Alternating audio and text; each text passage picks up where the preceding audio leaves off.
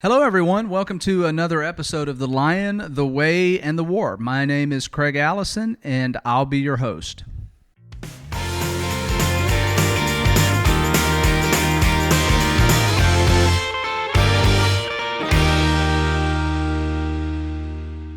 Today's guests are joining me via telephone, and this is the first podcast that we've done that I don't have the guest sitting in front of me, which I'll be honest, it is slightly disconcerting. We've been working through some audio issues and trying to get everything squared away. So due to the continued health crisis across the globe, we've had more restrictions and things have gotten even tighter. So I'm asking everybody to excuse any quality issues today since we've got our guest on rerouted and plugged through about 5 different stations, and so it's going to be interesting to see how this goes. Speaking of our guests, I am really excited to have Clark and Erin join me today to talk to me for a few minutes about the Christian Student Center. And I wanted them specifically because they were both student leaders at the CSC. They met at the CSC as student leaders, and they eventually got married. So Clark, why don't you start by introducing yourself and tell us a little bit about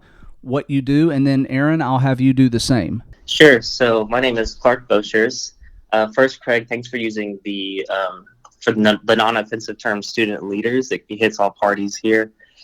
So I have a degree in economics and mechanical engineering. I spent 5 years at UTC. 3 of those years were as student director for the Christian Student Center, and I work in solar and wind farm construction right now. Hi, I'm Erin. I am a full-time grad student. I graduate in exactly 3 weeks, not that I'm counting down or anything.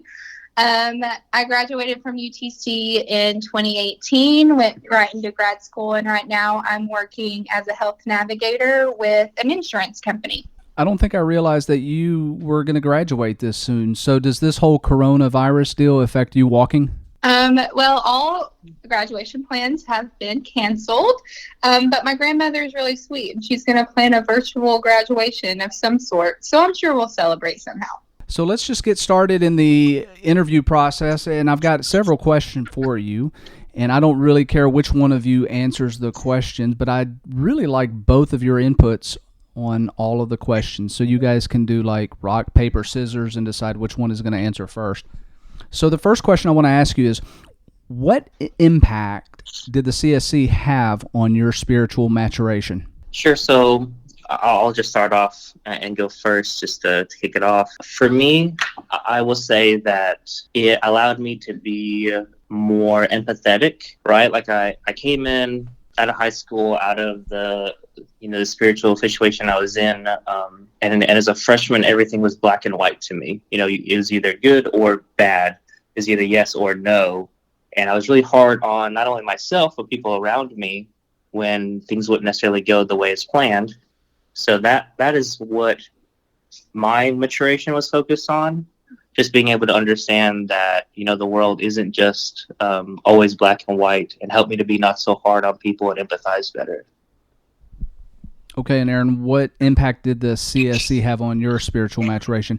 And for those listening, just let me remind you that the CSC stands for Christian Student Center. Yeah, I think a lot of, what a lot of people will tell you after going through the CSC, and of course I don't want to put words in their mouths, but the CSC is so special because this is a time in your life where you're beginning life on your own. And you're beginning to move out of your parents' house most of the time and kind of understanding your own worldview. I wouldn't say I was sheltered growing up, but I had a limited view specifically about my spirituality, just based on what I saw every day of where I went to church.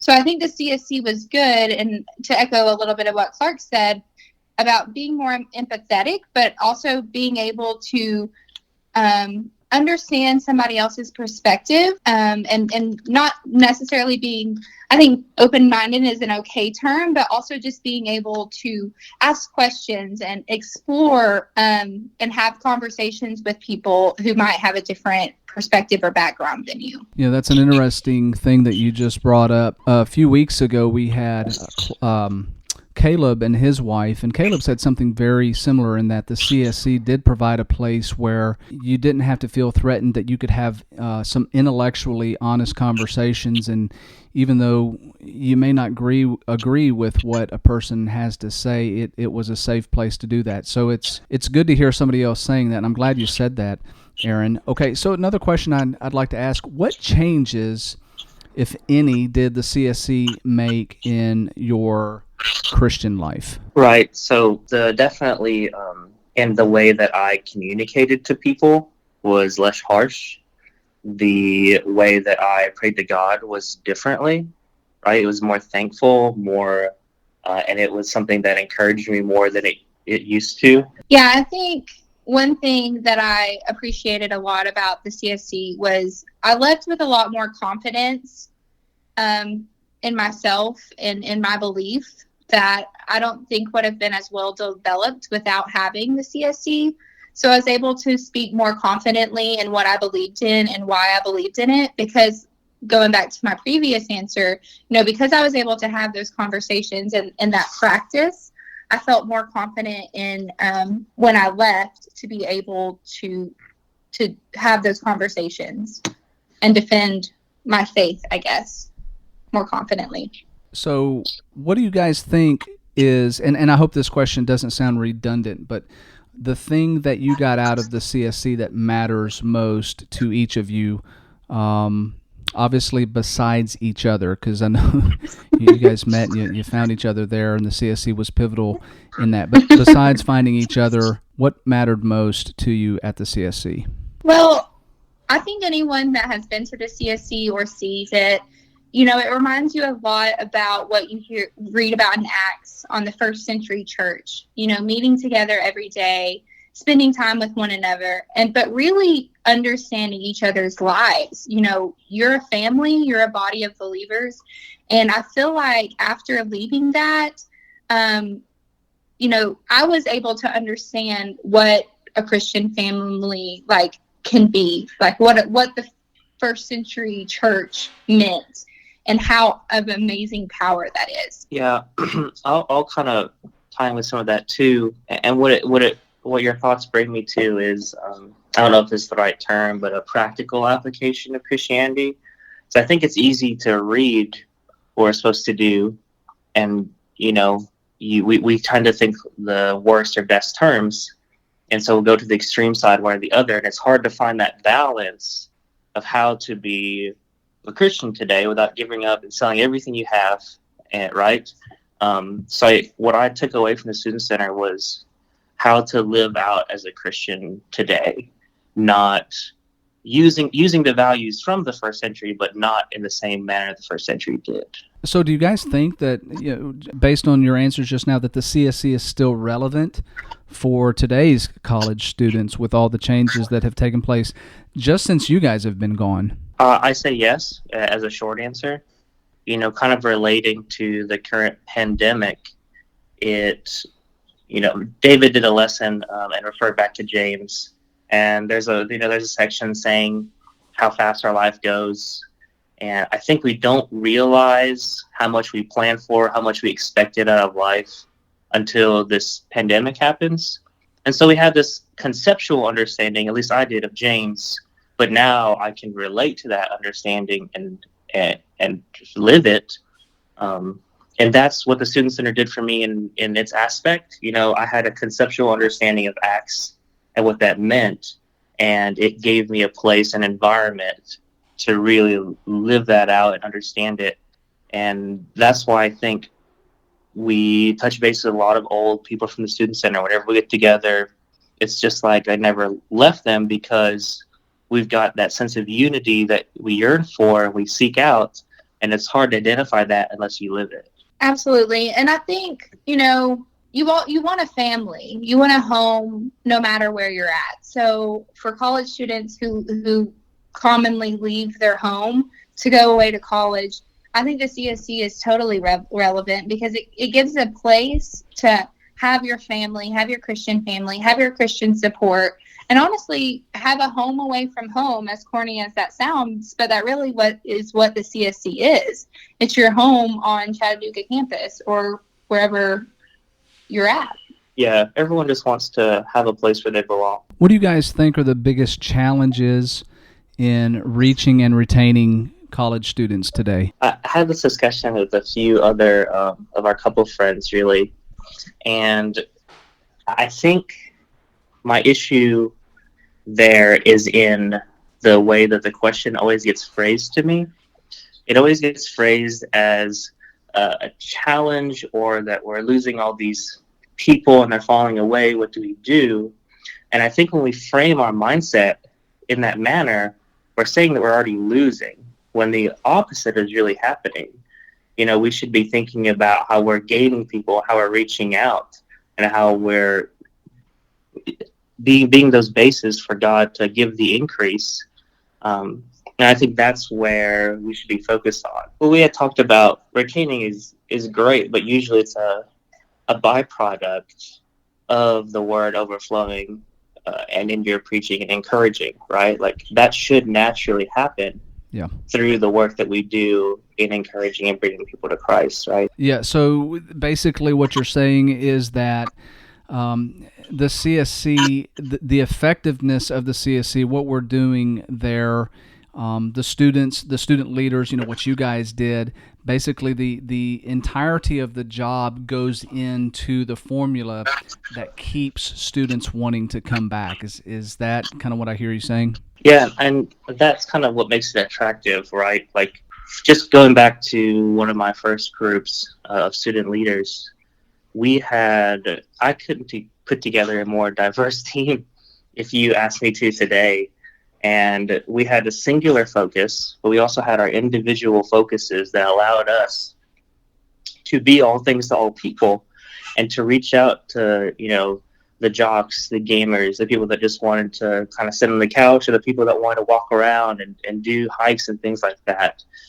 And in that environment, we were able to thrive.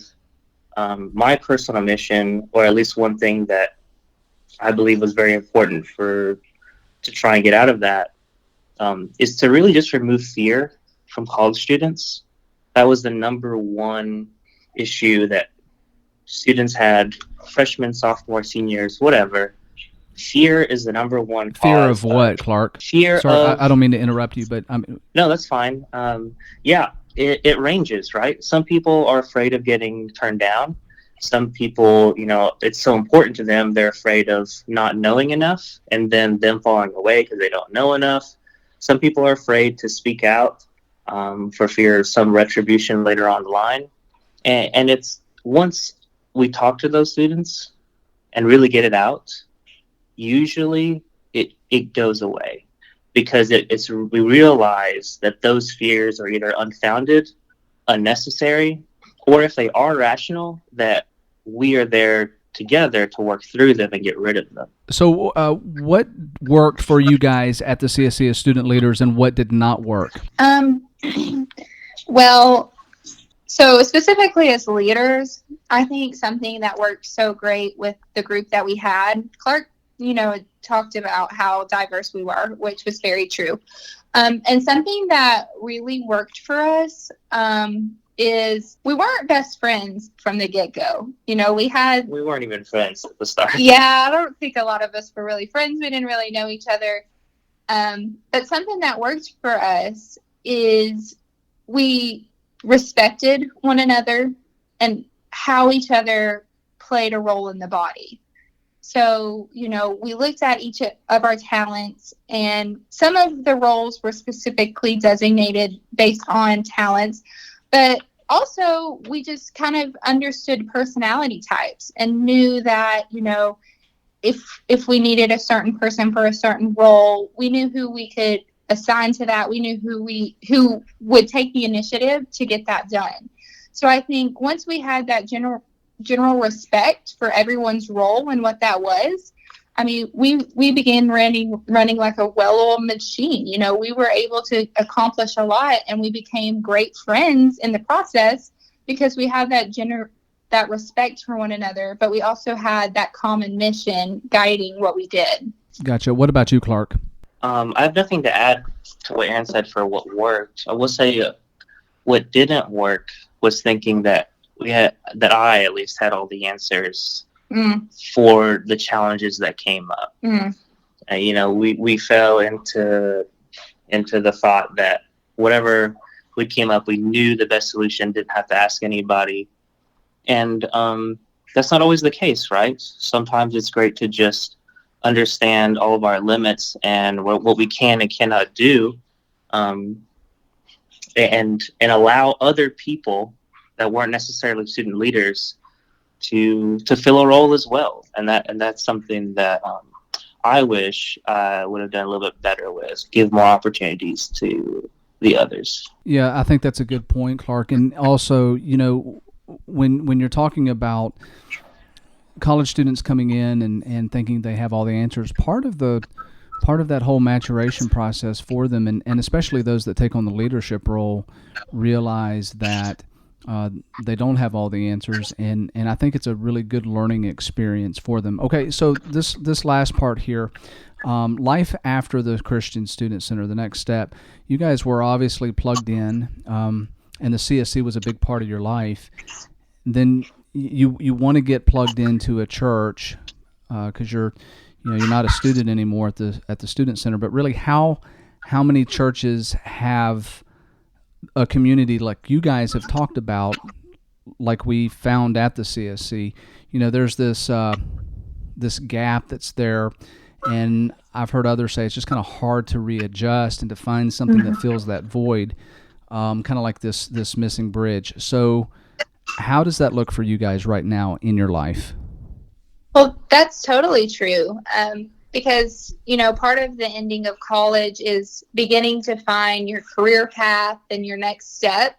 So sometimes that means that those people that you've built these huge relationships with have to move on to someplace else. Sometimes it's going to Japan. Sometimes it's being a youth minister at another congregation. There's so many avenues that people can go. And so it's not like starting over, especially for us, because we were already plugged in with Central before we had graduated. But for a lot of people, it is, you're getting reacclimated to a new area. You're getting to know people again for the first time. So it can be very difficult. And one of, I think, the biggest challenges I personally had was being realistic with myself. Now that I'm working a 9-to-5 job, it's a little bit more difficult to stay up all night, hanging out with your best friends or seeing each other every day, because life gets in the way, and it's trying to learn how to navigate busy schedules and still, create quality time with people. That's what I think is kind of really cool about coronavirus. Not that the coronavirus is cool. Please don't think I think that. But we're having this time where we're having to learn how to reach out to people intentionally. You're not having a set schedule of seeing certain people in your life every day that we used to have. And I think that's a good comparison to, leaving the CSC, is you don't have that set schedule to continue those relationships that you used to have at the CSC. So you're having to find intentional ways and intentional schedules in order to spend time with people and build those meaningful relationships. Yeah, good thoughts there. What about you, Clark? Sure. So this was something that Erin and I have been uniquely focusing on these last couple of years, I suppose, in trying to be a bridge or an arm that's reaching out. And it is not set up in a lot of today's churches for the transition from college to adult on your own very well. I mean, the transition from high school to college is not very well set up either, especially if you don't have a support system. But one thing we've been uniquely focusing on is trying to attract and reach out people during people's senior year, or maybe right before that. Because what I find is very interesting, based on how far along someone is in their path, is where their mindset is. When your freshman or senior transfers come in, they're only thinking about making new friends or establishing their roots in college and finding their friend groups, while your juniors and seniors are getting jobs and internships and trying to figure out, they don't have another year to this sometimes. They've got to go somewhere else now. And that's where we should be capturing them before they leave for college, instead of after they're already gone. That's what college recruiters do. They talk to high school students who are thinking about their next phase. And that's what we have to do as a church. Talk to people when they're thinking about their next phase, not after they've already changed and transitioned and already have a plan. Excellent point, and I think one that deserves a lot of exploration. Clark, Erin, thank you so much for joining me today. I apologize once again to our listeners for some of the technical difficulties that we had today. We're just trying to readjust and move with all of the things that are changing with us on a daily basis. These are challenging times right now, not just for our college students, but for the church at large. We've got this unique opportunity, though, to reconnect with family in ways that maybe we haven't done in a long time. We have this opportunity to reflect on how important community is. Some of the discussion that we had today talked about that very thing, and I'm glad that was brought up. And, with that, maybe realize how much we're actually taking for granted.